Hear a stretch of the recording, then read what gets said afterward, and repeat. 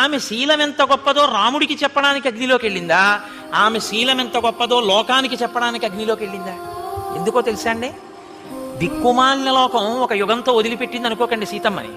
ఇంత పరీక్ష రామచంద్రమూర్తి ఎక్కడంటారో రేపొద్దున నా భార్యనని అలంకారాలు చేసి తీసుకురండి అన్నాడు. ఎగబడి చూశారు ఆవిడ్ని. రాముడు ఊరుకుని పక్కన కూర్చోబెట్టుకుంటే ఇంత అందగత్తగా పెట్టారా రావణుడు తీసుకెళ్ళాడంట కదండి.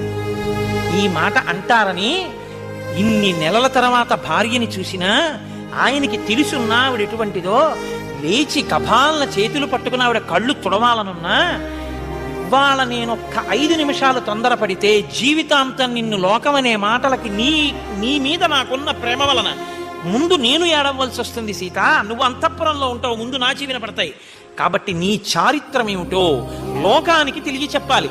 అందుకని ఆయన నా కంటికి జబ్బు వచ్చింది సీత, నువ్వు దీపశిఖవి అన్నాడు.